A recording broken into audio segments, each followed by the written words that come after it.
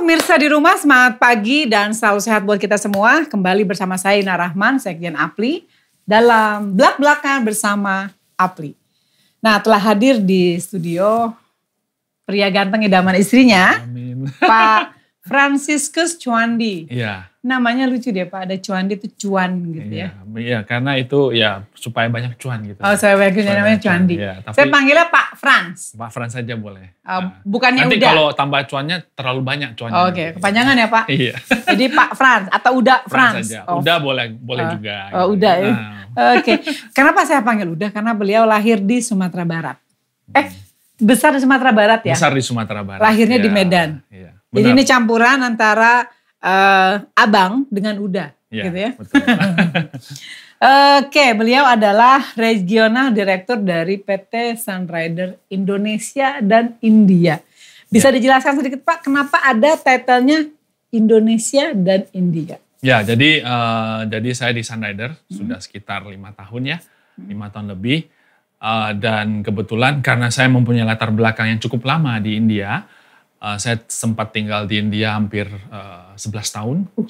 Jadi ngapain Pak? Di sana ya sebagai volunteer dan juga sebagai profesional juga. Ya, di perusahaan saya sebelumnya juga saya pernah ditugaskan di India. Justru karena saya punya latar belakang tinggal di sana cukup lama ya, sehingga perusahaan yang saya masuk pun itu memberikan saya kesempatan untuk juga mengurus cabangnya. Ada keturunan India Pak? Enggak sih. Cuman banyak yang sering ngomong sedikit mirip Shahrukh Khan saya. Langsung skakmat saya langsung Hidungnya diem dulu. gitu. Oh katanya Bapak mirip Shahrukh Khan. Apa Chinese mungkin Shahrukh Khan gitu. Nyonya orang India bukan? Enggak. Nyonya orang Indonesia. Jadi memang nggak ada darah keturunan sama sekali? Enggak ada. Cuman gini kalau kata orang ya. Lama tinggal di sana, minum air sana, hidup udara di sana. Lama-kelamaan bisa mirip katanya. Katanya sih gitu ya? Katanya, nggak tahu ya benar atau tidak. Orang juga katanya kalau nikah kelamaan, lama-lama kita mirip sama pasangan kita kan. Makanya saya nggak mau mirip gitu kan. Iya betul. Biasanya tuh Pak ya, kan kalau misalnya dia pegang satu negara, Indonesia itu biasanya sama Malaysia, sama Kuala Lumpur yang deket-deketan. Tapi ini kan dari Indonesia ke India, ini lumayan jauh gitu. Yeah. Jadi backgroundnya memang karena pernah tinggal lama di India. Betul. Ya karena memang kan untuk mengurus pasar India itu bukan sesuatu yang gampang ya. Iya. Banyak kan penduduknya kan. Karena dalam adat ya, kultur, terus karakter orang itu sangat berbeda sekali. Jadi kalau misalnya seorang yang tidak familiar mungkin akan susah. Iya gitu. Sebelum kita lebih lanjut tentang Sunrider, saya mau ngulik sedikit tentang kehidupan pribadi Bapak. Bapak udah keluarga? Boleh. Sudah. Istri? Istri ya 1, anak? Ya, anak baru 1 umur 8 tahun. Anak 1 dari 1 istri? Yang kedua coming soon, ya tentu saja. Oke. Ya, yang kedua coming soon, Februari ya. Oh lagi hamil, Iya. Oke. Anak umur 8 tahun. 8 tahun ya. Istri kerja juga atau? Iya istri kerja juga. Satu perusahaan? Bukan dong tentu. Oh bukan, direct selling juga atau perusahaan bidangnya beda? Direct selling juga. Oh direct selling juga? Iya. Oh jadi sama-sama perusahaan direct selling. Tapi nggak satu asosiasi, apa satu asosiasi? Kebetulan baru ya, jadi belum ada asosiasi. Oh, kayaknya saya tahu nih perusahaan apa gitu kan. Oke. Yeah. Berarti kalau memang basicnya istri dari direct selling juga Pak? Industri direct selling sebenarnya juga? awalnya sih bukan ya, cuman ya memang setelah beberapa kurun waktu itu mulai beralih ke perusahaan direct selling. Ya. Kenapa saya tanya begitu? Karena kita pengen tahu kadang kalau background suami dan istri ini beda gitu ya. Kan tidak semua pasangan mau mengerti nih dengan industri kita. Ini kan industri kita kan industri tanda kutip ya ajaib gitu ya yang 24 hour gitu ya. Betul. Kita harus selalu on telepon gitu kan. Kita harus tiba-tiba didatengin sama mitra usaha, sama leader yang harus tiba-tiba harus ketemu gitu kan. Bahkan ya you know lah intrik-intrik di industri kita tuh kan banyak sekali. Ya itu sudah terbiasa sih Bu ya. Jadi kalau kita ya dan istri sendiri, tapi kalau istri sih memang mungkin tidak terlalu demikian ya Bu ya. Maksudnya lebih santai lah kalau dia. Ya, tapi sebenarnya juga istri itu bisa di sana karena kan dia bisa berbahasa Mandarin. Jadi perusahaannya juga dari Tiongkok ya. Jadi makanya China sehingga ya dibutuhkan di sana gitu Bu. Karena kan memang limited ya. Jadi berawal dari sana sih sebagai translator. Oh berarti paling tidak istri tuh mengerti ya situasi pekerjaan Bapak tuh seperti apa. Jadi nggak terlalu banyak komplain mungkin. Enggak. Karena memang udah ya namanya istri kan juga mendukung ya. Lagi pula memang sebelum di korporat pun kalau tidak di industri MLM juga saya itu sangat aktif di organisasi juga yang berbasis kurang lebih sama. Harus keluar, harus ketemu orang, travel gitu. Waktu buat keluarga Pak, mungkin dengan office hour kita yang gak jelas itu ada komplain kah? Ya yang namanya sesekali ya pasti ada lah Bu ya. Tapi saat-saat butuh perhatian gitu ya. Oh gitu. Ya yang penting kan kalau istri kan diberi perhatian tuh cukup ya sudahlah. Bisa dicari Bu. Jadi itu soal prioritas sebenarnya. Tetap harus kita luangkan. Jadi gitu. Hidup Bapak tuh harus melihat skala prioritas ya. Keluarga tetap nomor 1 dong Pak ya. Iya pasti. Orang kita kerja buat keluarga ya Pak ya. Betul sekali. Kalau misalnya hari ini kita kalau bukan demi keluarga demi apa lagi ya Bu ya. Kalau weekend, Sabtu Minggu itu kan justru biasanya kalau industri kita ini kan suka ada malah di weekend ya kita ada pertemuan dengan member, dengan leader gitu. Itu Bapak pernah mengalami hal itu sehingga harus bentrok lebih memilih ke member daripada ke keluarga? Sering sekali Bu. Sering sekali? Iya. Oke. Bahkan dulu kalau misalnya saya kan pernah juga ditugaskan di luar ya selama 2 tahun ya. Jadi pada saat itu juga ya mau tidak mau jauh dari keluarga. Tapi waktu itu belum berkeluarga ya, masih pacaran. Itu long distance jadinya. Tapi karena tuntutan pekerjaan dan misinya kita sangat jelas di sini. Dan industri MLM ini adalah industri yang memang saya hobi. Hobi dan saya sangat senang sekali. Karena saya berharap melalui industri ini banyak orang bisa hidupnya berubah. Ya. Dan saya sangat berharap sekali orang juga punya, masyarakat kita ya bisa punya paradigma yang berbeda terhadap industri MLM ini. Jadi kalau mau dibilang ini by choice gitu loh. Kenapa saya tidak mengurus perusahaan saya sendiri tapi saya malah memilih untuk menjadi profesional di Sunrider. Karena ini memang passion gitu loh. Kalau anak kan udah 8 tahun ya Pak, nggak komplain tuh, Papa kok kerja terus gitu, Papa kok pulang malam terus gitu. Komplain sih ya karena masih kecil nggak terlalu ya. Iya. Ibunya ya Pak yang sering komplain ya? Nggak juga sih Bu, karena udah terbiasa lama-kelamanya. Karena kan di industri ini kan sudah lama ya Bu ya, sudah belasan tahun gitu ya. Itu mungkin solusinya diajak mungkin Pak ke kegiatan member biar melihat sendiri situasinya. Atau malah nggak mau tahu gitu saking udah kebalnya. Iya sih, cuman akhir-akhir ini memang saya itu kalau terhadap event sudah tidak terlalu banyak ya Bu ya. Lebih banyak, tapi ya justru yang paling anak saya ingat itu seringnya buat laporan gitu. Buat laporan karena kan perusahaan Amerika ya Bu ya. Jadi berbeda zona waktu, jadi malah sekarang saya banyak waktu itu lebih di belakang meja gitu.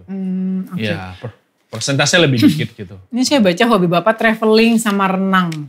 Tersalurkan Pak dengan kesibukan Bapak di atau ada 2 perusahaan dan juga aktivis organisasi itu ya? Pasti bisa dong Bu. Kalau kita ngomong tentang industri direct selling kan udah pasti kita kan membernya di mana-mana Bu. Oh ya. Iya. Jadi kesampean lah ya Pak. Iya. Jadi gini Bu, saya selalu ngomong nih kalau misalnya orang nanya, saya selalu ngomong gini. Traveling ada 2 macam ya. Satu traveling dengan keluarga. Satu traveling dengan yang setengah bisnis, setengah leisure gitu. Ya kan kalau keluarga kan leisure full gitu. Jadi saya tuh lebih senang sebenarnya travel yang ada tujuan. Jadi bukan hanya leisure full gitu. Jadi sesudah pekerjaan gitu kan bisa dilanjutkan dengan leisure. Jadi sekalian gitu. Jadi waktunya tidak tersalurkan lah ya Pak kurang lebih. Ya, kalau hobi ya pastilah Bu kita traveling.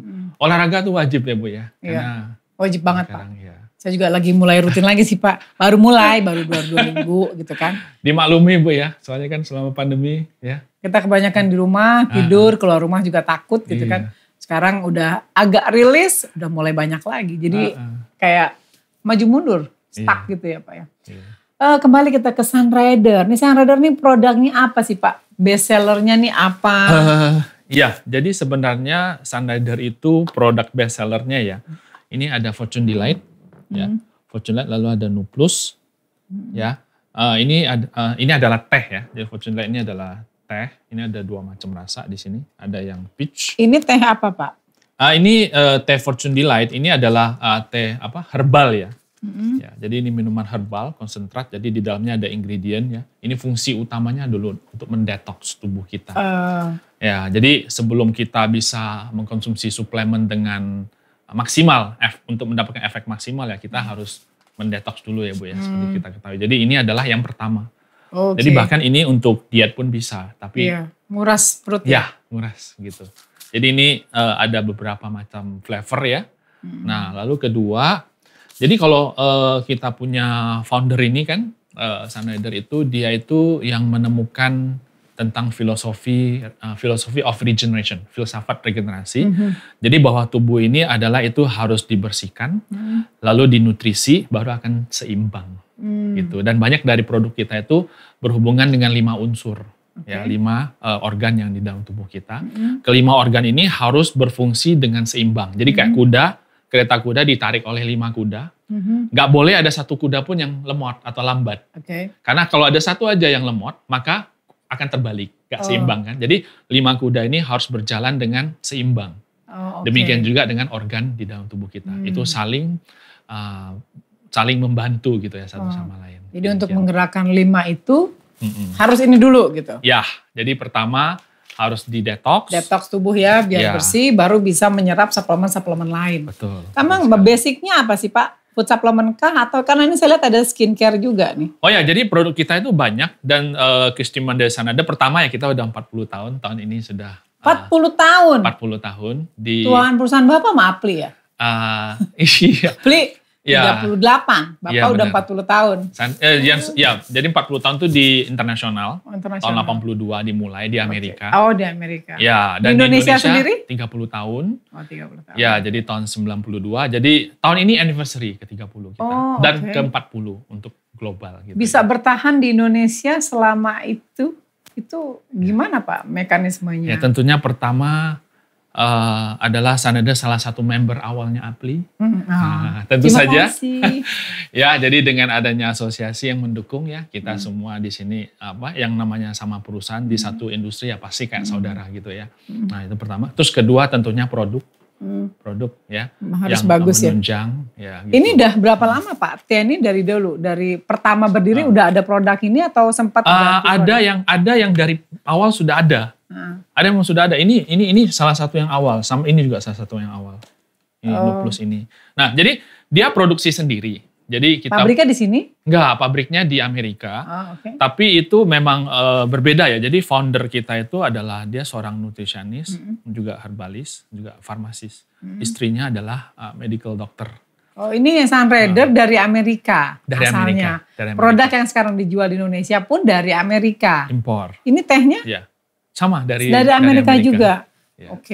Ya, karena memang gini. Jadi mereka itu adalah semuanya itu dipegang sendiri. Jadi mulai dari riset ya. Jadi riset tidak menggunakan ilmuwan. Riset itu dari keluarga sendiri. Kelinci percobaan atau scapegoat-nya itu juga dari anak dan cucu sendiri. Untuk memastikan bahwa kualitas produk aman. Demikian. Jadi proses produksi pun kenapa tidak disebarkan ke pabrik yang lain, itu dikontrol dari Amerika. Ini juga saya lihat pabriknya Sunrider Manufacturing Made in USA. Ya. Berarti pabriknya ini ada pabrik buat suplemen, ada pabrik juga buat skincare. Nah, iya betul, tapi satu pabrik Bu. Kita satu-satunya yang mendapatkan perizinan bahwa produk skincare bisa diproduksi di pabrik food juga. Di sana. Ya, jadi dan ranges produk kita banyak, total ada 400 SKU lebih. Ini debaunya sedikit Pak. Iya, karena memang tidak semua bisa masuk ke setiap negara ya Bu ya. Kalau di Indonesia dijual berapa produk Pak? Kita di sini sekitar 30 SKU. Ya. Yang best seller salah satunya? Salah satu adalah teh ini. Ini yang paling nomor 1 sebenarnya. Nuplus ini. Nuplus ini seperti apa? Ya kalau distributor kita sih manggilnya ini ya bubur ajaib gitu ya. Bubur ajaib. Bubur ajaib. Jadi itu dimakan seperti kita makan sereal gitu ya. Sereal ya. Rasanya? Tawar Bu. Tawar. Tapi baik-baik lagi ini ada beberapa flavor juga ya. Jadi ada flavor pisang, ada flavor dan lain-lain gitu Bu. Nah ini yang kebetulan yang tawar gitu. Ini fungsinya buat apa Pak? Jadi ini untuk menutrisi Bu. Jadi kayak multivitamin gitu. Terus ada protein juga 20%. Dia kayak sereal gitu ya dimakannya. Ini udah ada sejak Sun Rider masuk ke Indonesia atau sejak tahun 1982? Ya, sejak masuk ke Indonesia sudah ada. Sudah ada ya? Sudah ada. Oh, salah satu produk awal. Luar biasa. Ini ada skincare ini? Skincare. Jadi skincare pun kita ada beberapa seri ya.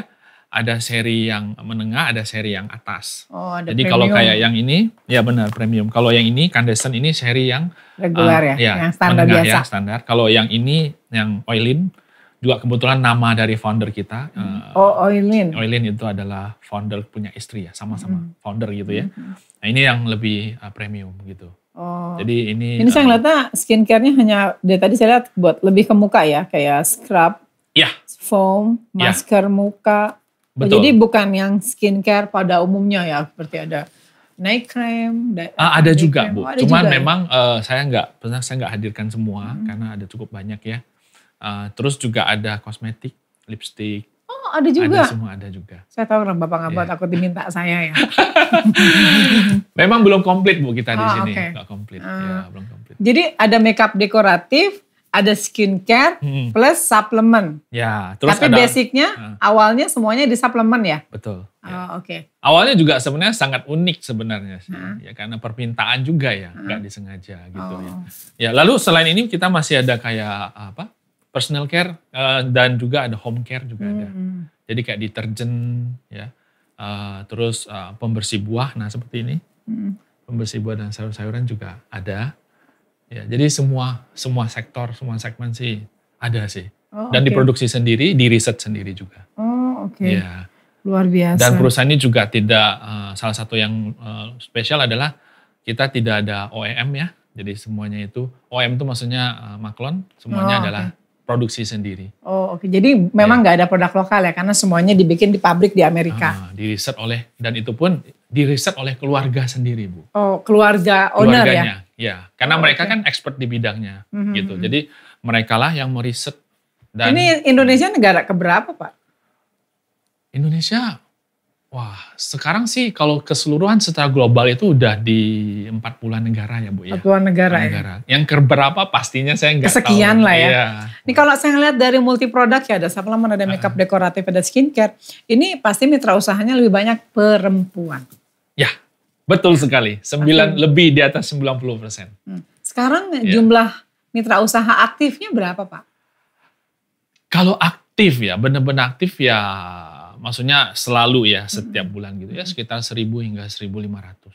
1.000 hingga 1.500 aktif tuh ya, ada pembelian gitu ya. Ya. Untuk top leadernya berapa orang Pak? Kalau top leader ini ya nggak terlalu banyak ya Bu ya. Biasa kan yang ujung piramid kan masih semakin sedikit ya. Ya 10. Sekitar top leader ini dalam kategori ya, maksudnya yang benar-benar aktif menjalankan itu ada sekitar antara 50 sampai 100 kan gitu. Top leader? Ya kalau maksudnya kalau kontennya benar-benar top. Iya top leader. Kan biasanya ada cuma 10 atau 5 gitu kan. Sekitar ya nggak sampai 10. Sekitar 10 lah Bu. Sekitar 10. Itu omset tertinggi berapa Pak? Untuk si top leader ini? Kurang lebih Pak, kurang lebihnya. Omset mereka ya. Ini maksudnya ngomong ke yang sekarang-sekarang ini ya? Iya sekarang ini aja. Karena kan setelah pandemi. Bisa di sekitar hampir 2 miliar gitu. Hampir 2 miliar? Monthly? Ya. Omset ya Bu ya? Iya omset ya omset. Bukan komisi. Iya omset. Luar biasa, banyak juga gitu ya. Itu kalau dari top leader katakanlah jumlahnya nggak sampai 10 orang, udah lumayan besar ya. Iya, tapi maksudnya kan ini top leader kan maksudnya juga ada yang di bawah masing-masing gitu. Iya. Mereka lebih banyak user atau memang mau jalanin jaringan Pak? Itu, jadi kalau tipe di Sun Rider ini memang berbeda ya Bu ya. Mereka sekarang masih lebih banyak yang user. Menjual gitu Bu. Jadi dia bukan benar-benar seperti yang memimpin jaringan besar gitu kan. Maksudnya dengan leadership tapi lebih banyak ke jualan gitu Bu. Oke. Ya, tipenya masih banyakan yang begitu. Masih belum direct selling banget lah ya ibaratnya. Belum, kita butuh waktu untuk mengedukasi Bu ya. Oke. Ya. Kalau pertemuan-pertemuan atau event-event besar yang ngumpulin top leader gitu, pasti ada event-event kayak gitu kan? Ada, setiap bulan pasti ada. Kita ada leaders meeting, terus ada seperti kita ada convention, terus kita ada ini. Oh ada convention juga, setahun sekali ya? Ada, ya. Nanti di akhir tahun, skala lokal, negara, nanti ada skala global. Oke. Itu biasa tempatnya bisa berpindah-pindah. Itu sekali hadir berapa ribu orang Pak? Ya, kalau yang di global ya Bu ya. Global sekitar 1.000 lah ya. Oh banyak juga ya. Global ya. Oh oke. 1.000 orang. Oke, ini kalau ada karakter member perempuan itu kan unik-unik ya. Bapak punya satu aja di rumah unik gitu kan. Apalagi dengan mitra usaha yang kebanyakan perempuan. Iya. Ada yang aneh-aneh nggak sih Pak? Ada yang mungkin lebih minta over perhatian gitu kan. Atau mungkin lebih namanya perempuan mitra kan merasa oh perusahaan ini butuh gue gitu. Oh ini perusahaan ini kalau nggak ada gue ini gimana ya. Kadang suka. Ya namanya kan perempuan ya Pak ya. Karakteristik top leader ini kan unik-unik gitu. Iya.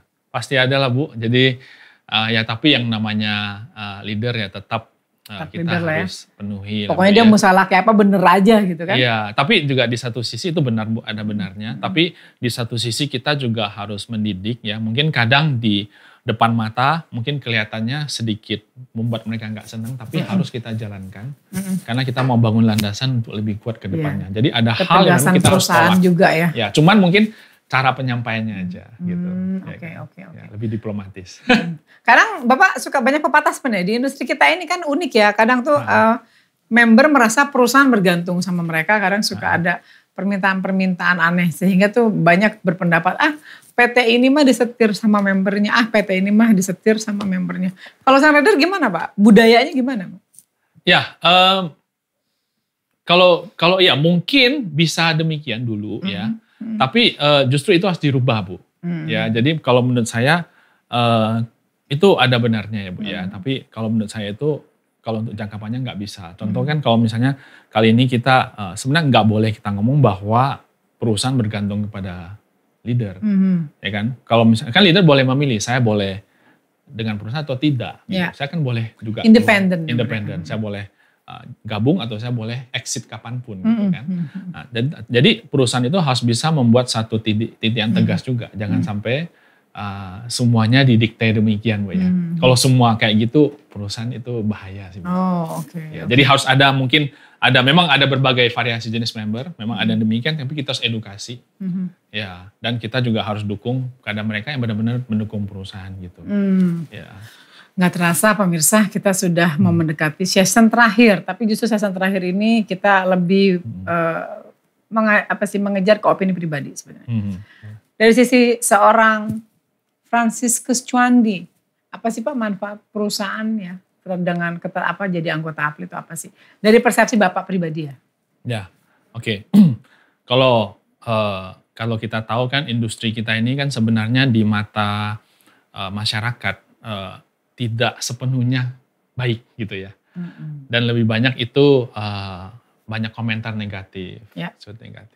Saya tuh kadang greget. Termasuk teman dekat pun. Teman benar-benar dekat kayak saudara, kayak bro gitu kan. Kadang ngomong itu kan banyak kan denger doang gitu loh. Denger, ini kenapa sih di sana? Emang kan gimana? Jadi kesannya barang murah jual mahal gitu. Ya kan? Nah, jadi kalau menurut saya APLI ini penting. Kenapa? Karena kita harus saling sharing informasi. Semua perusahaan yang ada di sini. Yang namanya kita tidak usah bersaing, tapi adalah bagaimana kita bisa saling berbagi trik, berbagi cara, tips ya, bukan trik, tips atau cara bagaimana kita bisa mengkomunikasikan, mengedukasi masyarakat. Saya greget banget benar kalau misalnya ngomong negatif. Karena saya merasa industri MLM ini adalah sesuatu yang bisa merubah hidup orang. Betul. Mendorong hidup orang. Ya makanya alasan kenapa saya fokus di sini adalah saya tuh suka bantu orang di organisasi maupun di perusahaan. Jadi saya mau keseharian saya itu selalu bantu orang. Dan ketika saya melakukan industri ini, saya ingin bantu orang lebih banyak. Gitu. Ya kan? Nah, jadi kenapa APLI ada di sini? Karena kalau ada APLI kita merasa aman gitu ya. Jadi semua informasi dibagi cepat gitu ya. Jadi kita kalau ada apa-apa kita juga bisa bertanya gitu kan. Jadi kita merasa lebih safety, secure gitu ya Bu ya. Oke. Kalau dari sisi perusahaan, manfaatnya apa dengan jadi anggota APLI? Apakah dengan memasang logo APLI itu kayak menimbulkan PD tersendiri atau gimana? Tentu saja. Jadi kalau ada, kan kalau kita di kantor ya, kita pasti taruh di dekat ya pajang Syupel. Yang paling depan. Oke. Bukan Syupel Bu. Syupel iya, tapi sertifikat keanggotaan APLI. Okay. Ya karena member masuk, mereka akan melihat langsung bahwa kita adalah anggota APLI dan salah satu yang terawal. Gitu. Dan itu kita teruskan, kita komit sampai hari ini. Jadi itu akan memberi masyarakat satu pandangan bahwa kita ini benar-benar sah gitu. Dan payung hukum yang benar dan sah gitu. Jadi itu akan membuat orang lebih pede. Jadi ini jadi nilai plus point ketika mereka menawarkan, kita sah loh gitu loh. Kita berada di bawah asosiasi APLI gitu. Gitu. Oke, semoga nanti Pak Kani nonton ya, Pak Petrus, Bu Andam, Pak Afi. Sunrider ini bangga dengan menampilkan logo APLI. Semoga perusahaan-perusahaan APLI yang lain juga bangga menggunakan logo APLI. Satu lagi nih Pak, sebelum kita tutup. Fenomena money game. Money game atau banyak bentuknya, ada skema piramida, skema Ponzi, ada multi tipu marketing gitu ya. Manusia membantu manusia, ternyata pada akhirnya manusia menipu manusia. Arisan berantai ya. Banyak sekali lah, apalagi sekarang juga sudah muncul fenomena robot tradingnya trading fiktif gitu ya. Itu mengganggu nggak sih di bisnisnya Sunrider Pak? Sangat mengganggu. Sangat mengganggu, iya. Itu kan kalau kita yang sudah di industri kita sangat tahu bahwa itu adalah selalu ada cara baru untuk menarik orang yang serakah, gitu, ya. Jadi semua itu kan ada karena keserakahan, dan keserakahan itu ada karena saya ingin cepat kaya dan segala macam. Tetapi jadi termasuk terkadang leader kita merasa kadang dari di sini komisinya lebih kecil, sana lebih cepat, gitu ya. Jadi ada yang masuk ya kita kan dari perusahaan sudah tahu ya. Ujung-ujungnya pasti begitu ya. Sudah tahu ya Bu ya, setengah tahun, setahun nanti menghilang gitu. Dan menjadi korban Bu. Setelah menjadi korban, akhirnya dampaknya ke perusahaan, ke kecepatan bisnisnya. Pada saat dia aktif di sana otomatis kan volume bisnisnya berkurang. Iya. Ya kan? Sudah itu pas mau balik lagi itu udah hancur-hancuran. Semua hasil tabungannya mungkin diinvestasikan di sana. Pulang mulai dari nol lagi. Sedih sendiri gitu. Berimbas berapa persen Pak? Mungkin sekitar 20%. Oh banyak juga ya. Ada. 20%. Ada yang sempat mungkin dari membernya ada yang kabur atau bahkan top leader ada yang sempat berpindah? Kebetulan sih belum, karena tipe kita ini kan seperti balik lagi mereka lebih user ya. User dan mereka sangat cinta produk. Akhirnya balik lagi. Balik kembali. Jualan lagi setelah mereka bangkrut, ditipu gitu ya. Balik lagi ke perusahaan, jualan lagi. Betul. Ya tapi justru terkadang ya kita ingin edukasi nih, greget mau edukasi, tetapi ya itu gak didengar, terlalu pancingannya terlalu atraktif gitu ya, dari sana. Pancingan dari sana terlalu bonus besar, nih duit lo dalam seminggu balik 10%, gitu. Dalam sebulan bisa kebayang kan, naruh 100 juta baliknya bisa 110 juta dalam 1 minggu, udah mikir nih. Kalau di sebulan udah berapa kali lipatan gitu ya. Memang luar biasa sih Pak. Nah, dari greget Bapak ini ya, monggo nanti lewat kamera Bapak, apa yang mau Bapak sampaikan ke mitra usaha Bapak atau ke industri kita tentang money game atau how to do ya, a good business in direct selling itu kayak seperti apa. Atau misalnya hati-hati dengan money game itu bebas, silahkan kamera Bapak di sana sampaikan pesan Bapak. Ya, bebas. Monggo silakan Pak. Ya baik, ya Bapak Ibu para hadirin sekalian. Jadi manusia itu kan orang itu kan terbentuk dari orang yang dia ketemui, dari yang dia lihat dan dari yang dia dengar. Mungkin dari orang yang dia temui ataupun dari hal yang dia hadapi setiap hari. Dan hal itu membentuk persepsi di pikiran kita. Dan terkadang kita kalau tidak keluar dari lingkungan itu, maka persepsi kita yang mentok begitu saja. Contoh saya ngomong, kalau orang yang cenderung di kalangan pebisnis, maka dia akan menjadi pebisnis. Kalau orang yang mungkin dia cenderung di kalangan misalnya, mohon maaf ya, kriminal, dia akan membahas tentang kriminal. Jadi manusia terbentuk dari persepsi, dari hal-hal yang dia hadapi setiap hari. Maka sebenarnya kalau kita ingin terbuka adalah kita harus melangkah keluar dari lingkungan kita tersebut agar bisa mendapatkan satu hal yang baru. Nah, kalau kita ngomong tentang industri MLM dan dengan money game itu adalah industri yang itu sebenarnya berbeda sebenarnya ya. Tapi ingin menempel ke MLM gitu ya. Tapi itu berbeda sama sekali. Makanya kita harus belajar keluar dari persepsi yang sebelumnya, kita coba benar-benar masuklah dan pelajari apa itu industri direct selling, baru Anda akan mengetahui. Karena Anda akan bertemu dengan orang-orang yang sependapat, sepaham, Anda akan dengarkan dan lihat hal-hal yang sama. Maka itu akan merubah persepsi Anda juga nantinya. Jadi terbukalah terhadap hal ini menurut saya ya. Saya atas nama Apli mengucapkan banyak terima kasih atas waktu dan kesediaan terima kasih, berhadir ya di kursi panas ini. Semoga apa yang kita diskusikan, apa yang kita bahas, apa yang Bapak sampaikan akan bermanfaat buat saya pribadi dan buat pemirsa semuanya di rumah. Sekali lagi terima kasih atas kehadirannya. Terima kasih, pemirsa di rumah, selamat pagi.